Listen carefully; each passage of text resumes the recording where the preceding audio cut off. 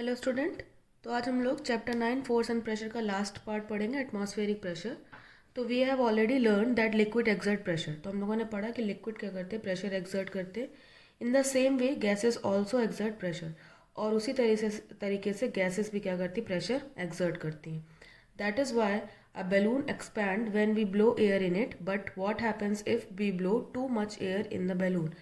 अगर हम लोग बैलून में क्या करें, एयर ब्लो करें तो वो एक्सपैंड होने लगता है। अगर ज़्यादा एयर ब्लो कर दें तो क्या हो जाता है, बैलून जो होता है बर्स्ट हो जाता है। क्यों? क्योंकि जो बैलून है वो ज़्यादा बढ़ते हुए प्रेशर को होल्ड नहीं कर पाता और वो बर्स्ट हो जाता है, फट जाता है। Our earth surrounded by a layer of air called the atmosphere. तो हमारी अर्थ जो है वो एक एयर की लेयर से क्या है, सराउंडेड है, जिसे हम क्या बोलते हैं, एटमॉस्फेयर। तो ये एटमॉस्फेयर भी क्या करता है, जितने भी ऑब्जेक्ट है उन पर प्रेशर एक्सर्ट करता है। The pressure exert by the weight of the air on an object is called atmospheric pressure. तो जो ये एयर है, एयर का वेट है, वो क्या करता है, हर ऑब्जेक्ट पे प्रेशर एक्सर्ट करता है, और इसी प्रेशर को हम क्या बोलते हैं, एटमॉस्फेरिक प्रेशर। आप अर्थ सरफेस से वर्टिकली ऊपर की तरफ जाएंगे अबाउट 30 किलोमीटर्स तक, तो वहाँ पर क्या एटमॉस्फेयर है, और वो सारा का सारा जो प्रेशर है वो अर्थ पर एक्सर्ट करता है, अर्थ पर प्रेशर लगाता है। लेकिन इतना प्रेशर होने के बाद भी हमारी बॉडी जो है वो क्यों क्रश नहीं होती, क्यों? That is the reason is that the pressure exerted by our body is equal to the pressure exerted by the atmosphere on the body. ऐसा क्यों होता है? क्योंकि जो एटमॉस्फेयर जितना हम प्रेशर हमारी बॉडी पे लगा रहा है, उतना ही प्रेशर हमारी बॉडी भी एटमॉस्फेयर पे लगा रही, इसलिए एटमॉस्फेरिक प्रेशर जो है वो कैसा हो जाता है, बिल्कुल ज़ीरो हो जाता है हमारी बॉडी पे, और हमारी बॉडी को नुकसान नहीं पहुंचता है। Atmospheric pressure decreases with the altitude. We already know that atmospheric pressure at the place, the force exerted by the weight of an air. हमें पता है कि एटमॉस्फेरिक प्रेशर एयर के वेट की वजह से लगता है। तो जितना आप हाइट वर्टिकली हाइट पे जाएंगे, ऊपर की तरफ जाते रहेंगे, तो एयर कॉलम वहाँ पे क्या होने लगता है, डिक्रीज होने लगता है। तो वहाँ पर एयर कम है तो प्रेशर भी क्या होगा, कम होगा। इसी वजह से जो हायर प्लेसेस होती हैं वहाँ पर प्रेशर कम होता है।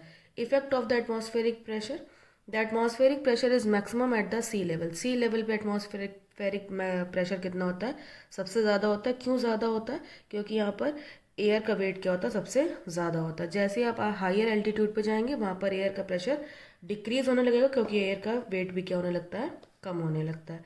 As we go higher up on a mountains, we find that our ears pop and we need to breathe in more often than we breathe at a lower altitude. This happens because of air pressure around our ears decreases.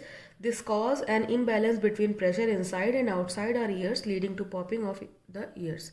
तो जैसे आप mountains या किसी भी higher places पे जाते हैं तो वहाँ पर क्या होता है, जो हमारे ईयर्स होते हैं उनमें पॉपिंग होने लगती है। वो क्यों होने लगती है? क्योंकि जो हमारे बॉडी के अंदर का प्रेशर है, यानी कि ईयर के अंदर का प्रेशर और बॉडी के बाहर का प्रेशर में उसमें क्या हो जाता है, इम्बैलेंस हो जाता है। इसी वजह से हम लोग वहाँ पर ब्रीथिंग की प्रोसेस भी क्या करते हैं, ज़्यादा करते हैं। Astronaut wear special pressurized suit as there in no air and the atmospheric pressure in the space.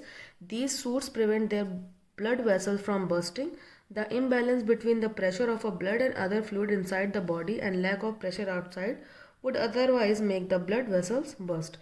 तो एस्ट्रोनॉट जो होते हैं वो एक स्पेशल टाइप का सूट पहन के जाते हैं जब वो स्पेस में जाते हैं, क्योंकि स्पेस में एटमॉस्फेरिक प्रेशर बहुत कम होता है, तो उससे उनकी ब्लड वेसल्स बर्स्ट हो सकती हैं। क्योंकि बॉडी का प्रेशर और एटमॉस्फेयर के प्रेशर में बहुत इम्बैलेंस हो जाता है, ये प्रेशर को मेंटेन करने के लिए वो एक स्पेशल टाइप का सूट पहन के जाते हैं।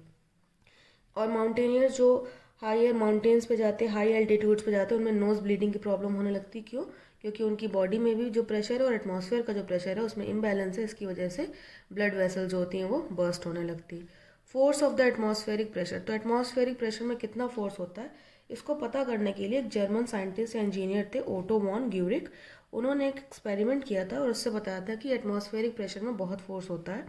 तो उन्होंने क्या किया था, 2 कॉपर के बोल लिए थे, उन कॉपर के बोल को आपस में अच्छे से फिट कर दिया। उसके बाद उन्होंने उन दोनों बोल के बीच में जितनी भी एयर थी उसको सक्शन पंप से सारी एयर निकाल के उनके बीच में वैक्यूम क्रिएट कर दिया। उसके बाद वो बोल्स क्या हो गए, एटमॉस्फेरिक प्रेशर की वजह से आपस में अच्छे से जुड़ गए, और उनको अलग करने की कोशिश की लेकिन नहीं हुआ। फिर उन्होंने दोनों 8 हॉर्स ईच साइड, उन्होंने 8 हॉर्स लगाए और उनसे अलग करने की कोशिश की, लेकिन वो नहीं हुआ। तो इससे पता चला कि एटमॉस्फेरिक प्रेशर जो है उसका फोर्स बहुत ही ज़्यादा होता है।